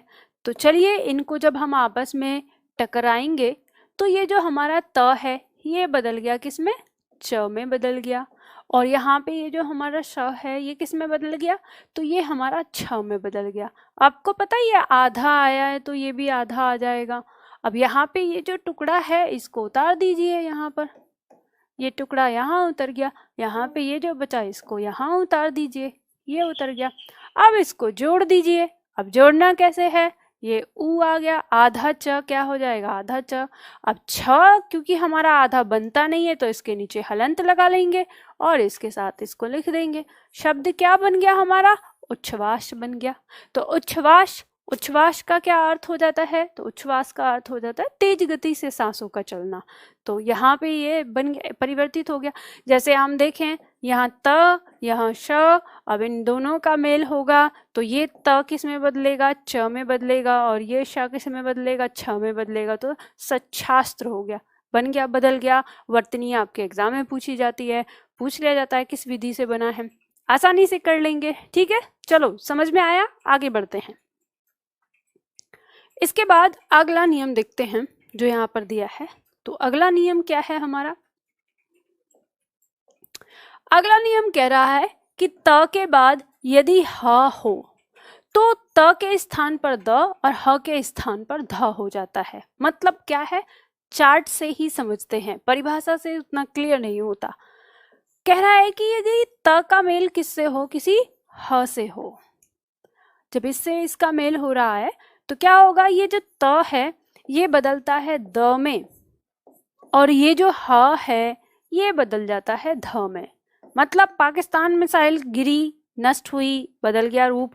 हिंदुस्तानी मिसाइल गिरी, नष्ट हुआ, मतलब बदल गया रूप अगर नष्ट हुई तो इस तरह से यहाँ पे ये हमारे परिवर्तित हो गए। अब हम इसमें उदाहरण ले लेते हैं। जैसे मान लो हमने शब्द लिया उत प्लस हार, उत प्लस हार, अंतिम शब्द क्या है, अंतिम वर्ण हमारा त दिया हुआ है, प्रथम क्या है, ह दिया है, दोनों आपस में मिलेंगे, त किस में बदलेगा, आपको पता है त बदलेगा द में, और ह किस में बदलेगा, तो ह बदलेगा ध में। अब देखो जब ये ह इधर ध में बदल गया तो आपको पता है इसका जो बचा हुआ, अब हम इसको बदलें तो इसका बचा हुआ वर्ण क्या है, ये इसका अ और ये इतना, तो हम इसके साथ लिख सकते हैं ना, इसको धार कर सकते हैं। इतना तो समझ में आ रहा है आपको, या फिर अलग अलग लिखने की जरूरत है? तो मैं समझती हूँ अब इतनी बार किया है, आपको अलग अलग लिखने की जरूरत नहीं है। अब आपको समझ में आ जाएगा कि ये हम ह को ही बदल लेते हैं और शब्द को इसका वैसे ही लिख देते हैं जैसे ऊपर है ना। हार किस में बदल जाएगा, धार में, ह किस में बदल गया, ध में, है ना। यहाँ पे बचा हुआ टुकड़ा क्या है, ऊ, जोड़ के लिख देते हैं। शब्द हमने लिख लिया, ये द हमारा आधा, ये तो आधा बनता नहीं है तो हलंत लगाएंगे। अब ये ऐसे लिखा है तो आपको पता है मैंने आपको वर्ण में जो वर्ण संयुक्त अक्षर जब बताए थे वर्तनी के अंदर, तो आपको ये चीज बताई थी कि जब ये दोनों ऐसे आए होंगे तो जो ध है ये द को क्या करेगा, गोद में उठा लेगा। तो गोद में कैसे उठाता है ये, जैसे ये हमारा द है तो ये ध इसको अपनी गोद में उठा लेता है, आ इसका यहाँ आ जाएगा, और ये शब्द हमारा क्या है, उद्धार है। ठीक है, उद्धार। तो ऐसे आप चाहे ऐसे लिखो या ऐसे लिखो तो दोनों सही होते हैं, लेकिन मानक रूप क्या है इसका, ये है, यानी सही, पूर्ण रूपेण सही क्या है, इस तरह से।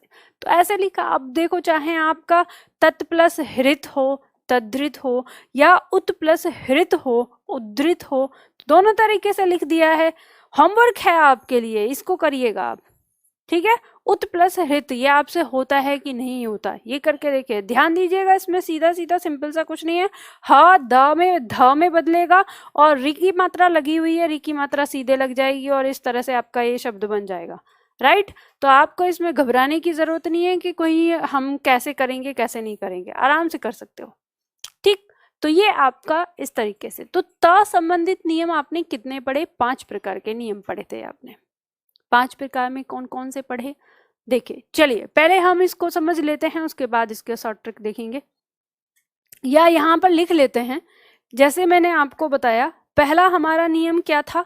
अब आपके दिमाग में आ रहा होगा ना, पता नहीं व्यंजन संधि इतनी बड़ी होती जा रही है, लार्ज होती जा रही है। कुछ नहीं है, बहुत छोटी सी है। देखो, पहला नियम आपने पढ़ा था कि जो प्रथम वर्ण है हमारे, अब प्रथम वर्ण में कौन से हैं? तो प्रथम वर्ण न लिख के हम इसको क्या करते हैं ना, हम लिख लेते हैं इसका सिर्फ इसको कि क च ट त, क च ट त और प का मेल किससे हो रहा है? आपको पता है यहाँ पे किससे हो रहा था? स्वर से हो रहा था, तीसरे वर्ण से हो रहा था, चौथे वर्ण से हो रहा था, या फिर अंतस्थ व्यंजन से हो रहा था। ठीक है, इतना पता है आपको। पता है जब ये इनका इसमें वर्ण में मेल हो रहा था तो ये परिवर्तन क्या हुआ इनके आपस में मिलने में? तो आपको पता है ये जो क है अपने तीसरे वर्ग में बदला, किसमें? ग में।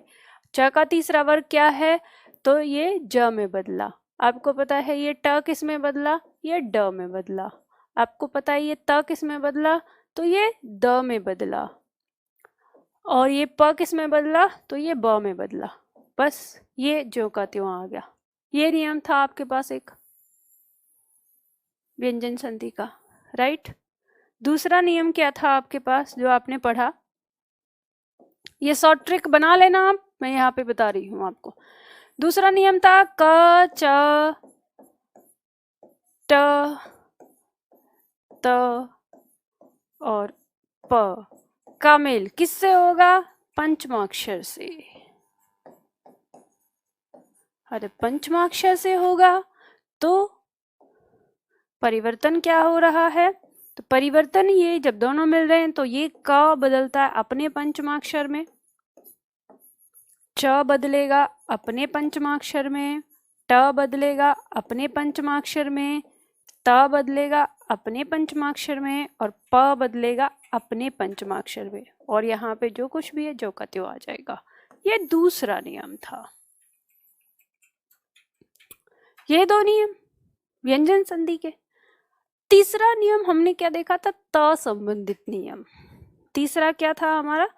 त संबंधित नियम। और इसमें हमने कहा था कि यदि किसी त का मेल किससे हो रहा है? किसी च या छ से, तो इनके मिलने पर त किस में परिवर्तित हो रहा था? त परिवर्तित हो रहा था इसी च में, मैंने बताया था आपको। और इस तीसरे का ये पहला था, और इस तीसरे का ही दूसरा क्या कह रहा था कि यदि हमारा त जो है किस में इसका मेल किससे हो? किसी ज या झ से हो।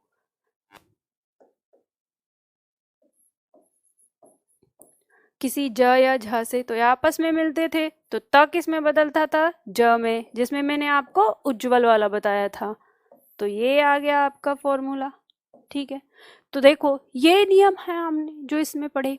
उसके बाद दूसरा इसके आगे लगा ले, हमने तीसरे नियम का तीसरा पॉइंट क्या देखा था?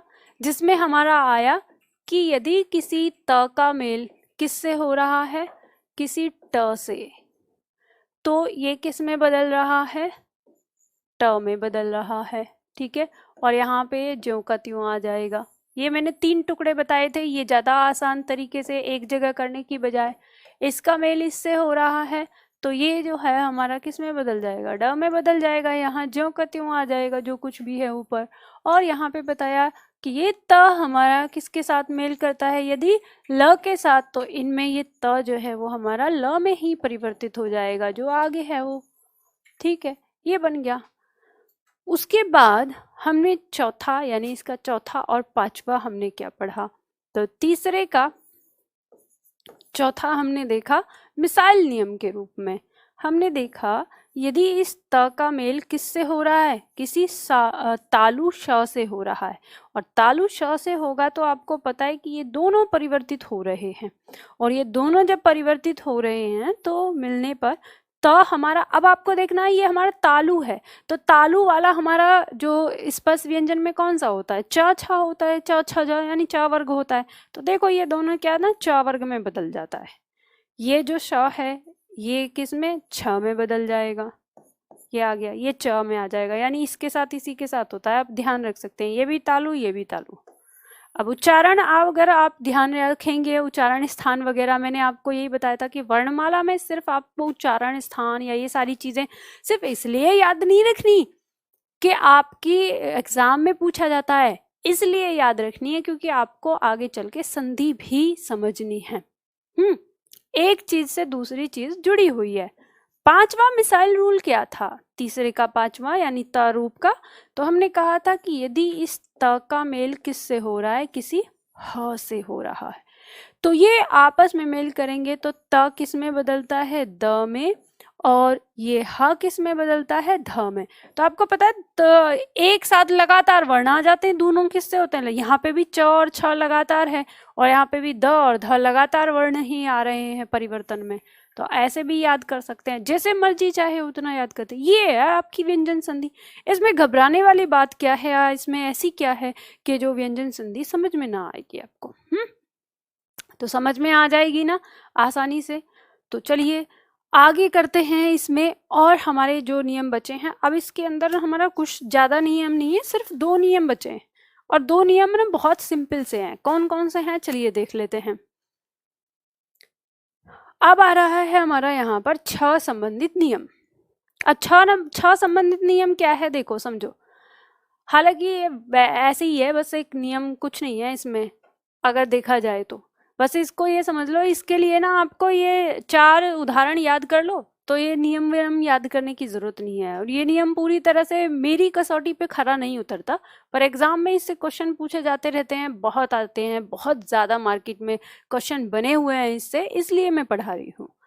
देखो यहाँ पर दिया है किसी भी ह्रस्व यानी लघु स्वर या आ का मेल किसी छ से होता है, तो ये जो छ और इससे पहले यानी इनके बीच में क्या है, एक नया वर्ण का आगमन हो जाता है।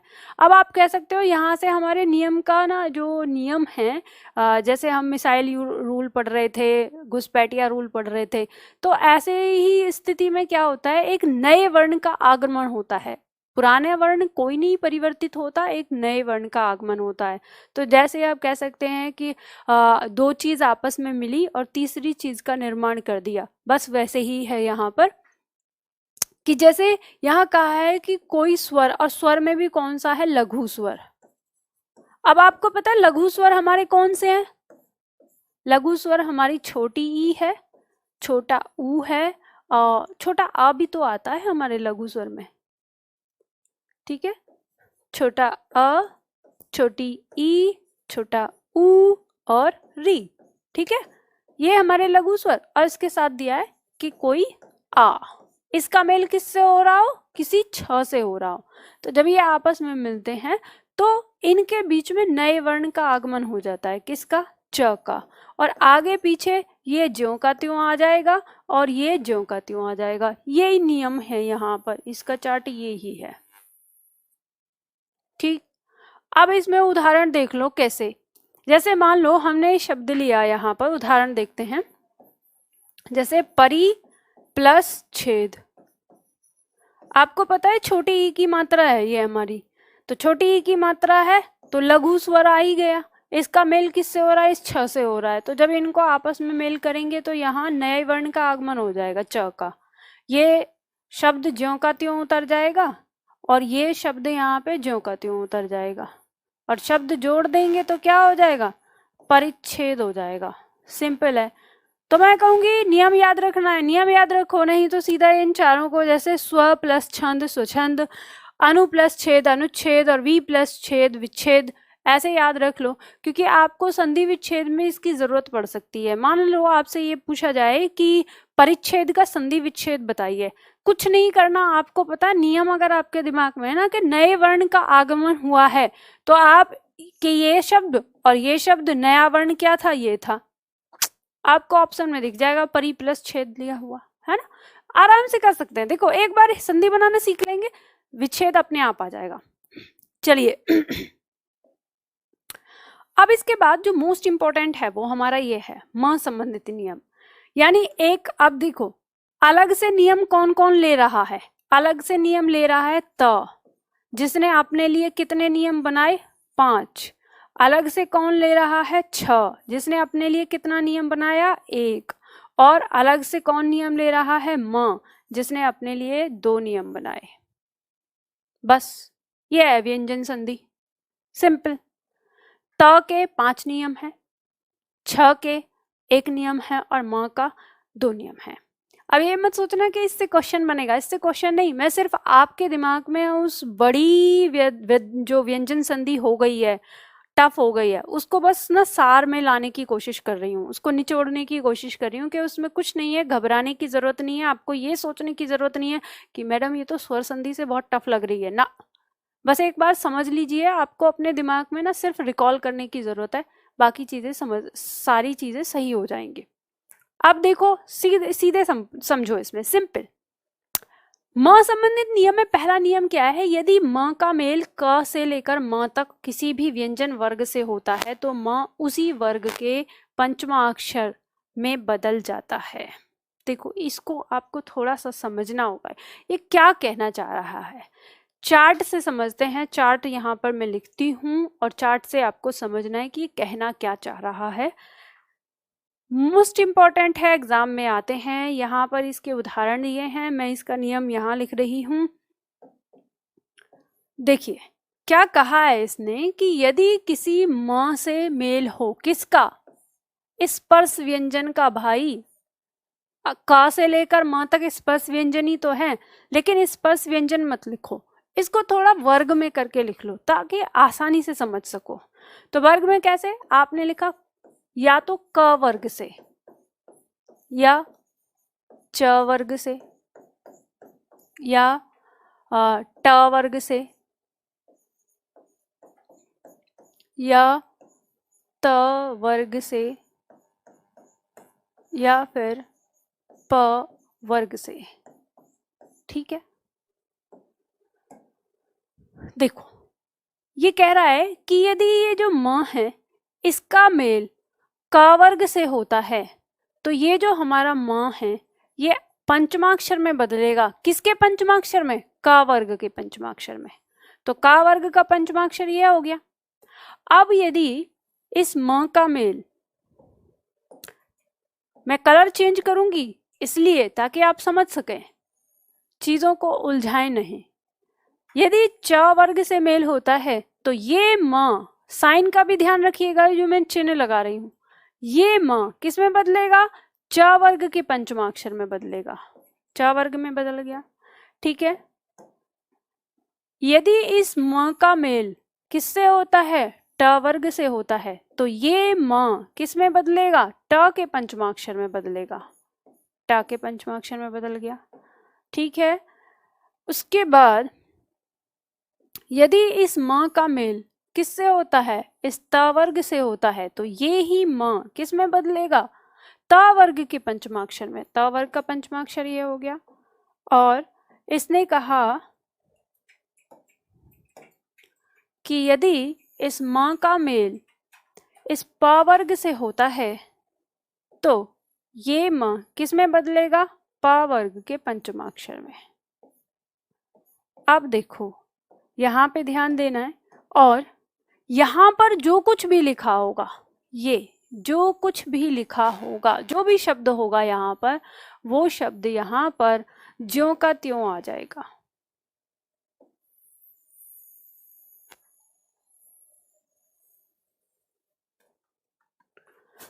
उतारिए इसको, फिर उसके बाद ना हम उदाहरण से समझेंगे।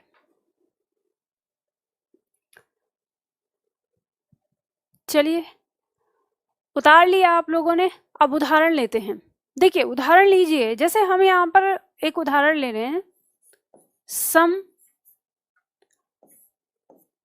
Plus kiln. अब देखो क्या कह रहा है, अंतिम वर्ण है म, इस म का मेल किससे हो रहा है, इस क से हो रहा है। तो आपको पता है क वर्ग से हो रहा है, क में ख ग घ जितना भी है उससे, तो ये बदलेगा किसमें, म, ये म बदलेगा क के पंचमाक्षर में। क का पंचमाक्षर ये है, यहाँ पे ये टुकड़ा बचा है और यहाँ पे ये जो कुछ भी लिखा है हमने इसको ज्यों का त्यों उतार लिया। ठीक है, अब इसको जोड़ कर लिख दो। आपको पता है इसको आपने ऐसे लिखा, जोड़ दिया।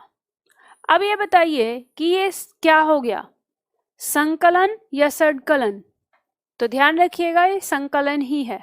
ठीक है, अड़ हम नहीं पढ़ेंगे, मैंने आपको बताया ही है कि अनुस्वार होता है हमारा पंचमाक्षर जो है। आपको पता है इसके दादाजी साथ में आए हैं, ये पंचम वर्ण, और किसका पंचम वर्ण, क वर्ग का। तो दादाजी साथ में आए, तो जब इसके दादाजी साथ में आए तो आपको पता है ये क्या हो जाएगा, ये अनुस्वार में बदल जाएगा। तो आप इसको कैसे लिख सकते हैं, आप इसको ऐसे लिख सकते हैं, संकलन। अब चाहे ऐसे लिखें चाहे ऐसे लिखें, और अगर आप संस्कृत शब्दों में देखेंगे तो ऐसे मिलेगा और हिंदी शब्दों में ऐसे मिलेगा। मानक रूप अब ये है वर्तमान में। ठीक है, आ गया समझ में। चलिए देखिए, इसी के साथ उतार लीजिए इसको और आपको समझाती हूँ जो आपको उदाहरण दिए हुए हैं उसमें।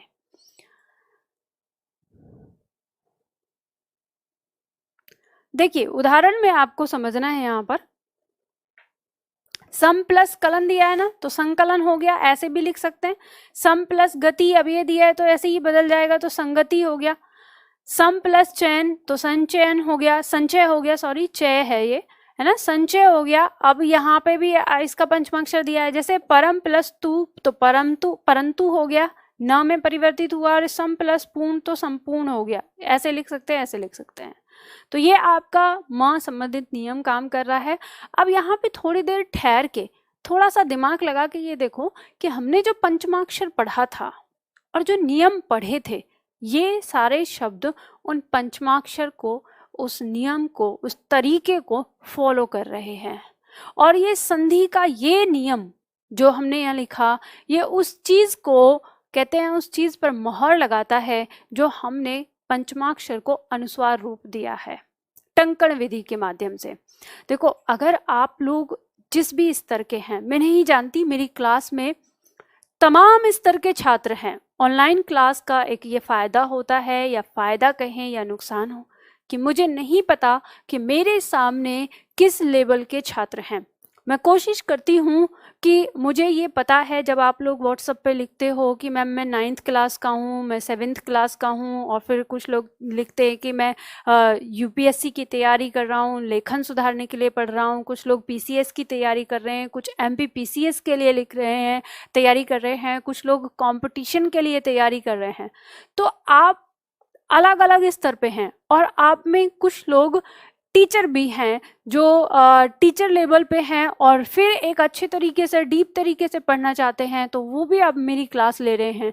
तो मुझे नहीं पता कि मेरे सामने मेरे छात्र किस किस स्टैंडर्ड के हैं। तो मैं यहाँ पर कोशिश करती हूँ कि हर स्टैंडर्ड के छात्रों को समझाने की कोशिश करूँ, इसीलिए एक चीज़ को 2, 3, 4 बार समझाती हूँ ताकि आप इस चीज़ को समझ सकें।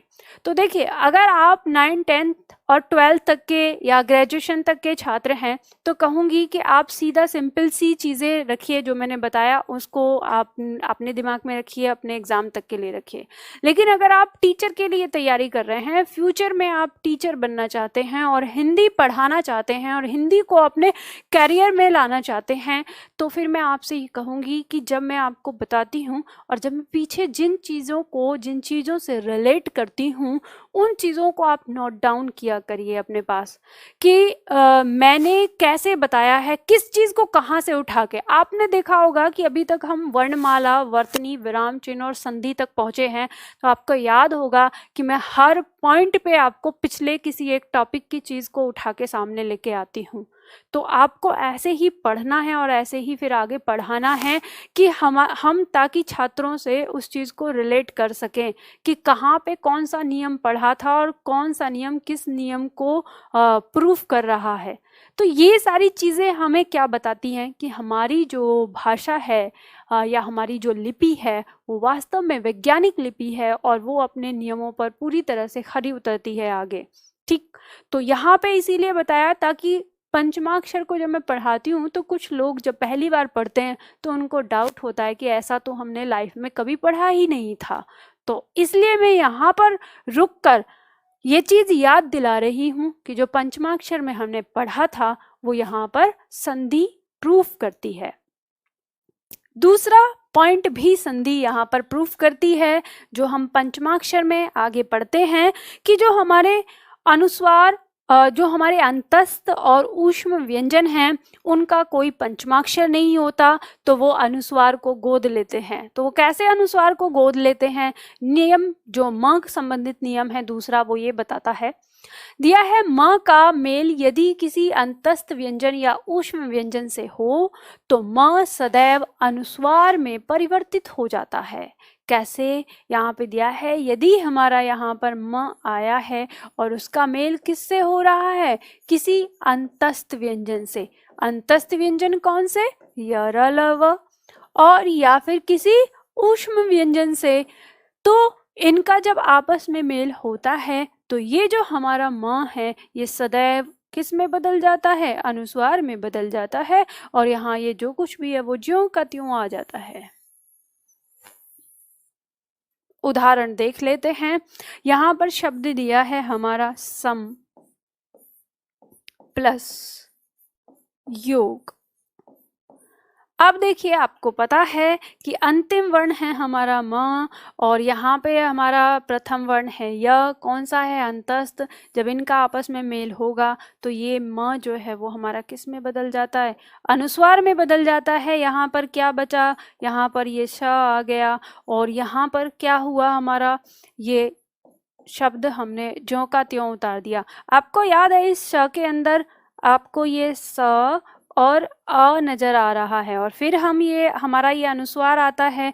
तो यहीं पर मैंने आपको बात बताई थी, जो बाद में बताई थी कि जब कभी आपका ऐसे आए यानी इस अ स्वर के साथ, अ स्वर के साथ यदि इस अनुस्वार से पहले जस्ट अ लगा हो तो हम ये दोनों को अलग अलग ना लिखकर एक रूप लिख देते हैं। और एक रूप क्या होता है, ये, ठीक है ना, क्या रख देते हैं, इसको लिख देते हैं। और जब हम इसको लिखेंगे तो ये अ इस स को पूरा करेगा ही, साथ ही साथ ऊपर बिंदी को भी धारण करेगा। तो ये शब्द हमारा अंतिम में बनता क्या है, ये शब्द हमारा बन जाता है संयोग। ठीक है, तो जितने भी लोगों को डाउट हो रहा था पहले, वो जो चीज़ मैंने बताई थी यहाँ पे, जिन लोगों की मिस हुई थी या मैंने एक बार मैं ही भूल गई थी आप लोगों को एक क्लियर करना, तो ये चीज़ आपको हमेशा ध्यान रखनी है कि जब भी कभी अनुस्वार से जस्ट पहले अ आया हो, छोटा अ, तो वो हमारा क्या होता है, दोनों एक हो जाते हैं। कैसे बन जाते हैं, ऐसे बनेंगे। ठीक, अलग अलग नहीं लिखेंगे।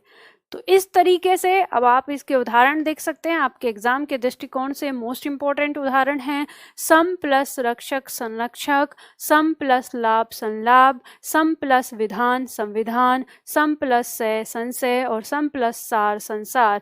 ये जो शब्द है आपका संविधान, आपके एग्जाम में क्वेश्चन पूछा जाता है कि संविधान शब्द का मूल शब्द क्या है। आपके एग्जाम में क्वेश्चन कैसे पूछा जाता है, संधि ना पूछता, क्या पूछेगा, मूल शब्द क्या है। तो आपको पता है इसमें मूल शब्द क्या है, विधान। सम प्लस विधान से बना है तो ये संविधान हो जाता है। तो ये आपको ध्यान रखना है कि जैसे हम पढ़ रहे हैं तो हमें मूल शब्द पता होना चाहिए क्योंकि ये इसके साथ जुड़ा है। ये तो आपको पता ही है कि क्या है, एक उपसर्ग है। तो इस तरह से हमने संधि के बारे में सीखा।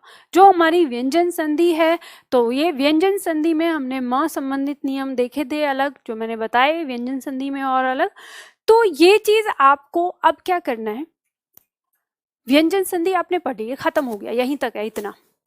हो सकता है आपके पास एक दो किताब हो मार्केट की और उन किताबों में एक दो नियम और रह गए हों, जैसे हैं, कुछ किताबों का नाम मैं यहाँ नहीं ले रही हूँ, आपको पता है, अगर आपके पास वो किताब है और उस किताब में अगर आपको ये अलग एक्स्ट्रा वो जो नियम दिए हुए हैं, तो ध्यान रखिएगा वो नियम हैं जो सिर्फ किताबों में एक तरह से बोझ की तरह रख दिए हैं।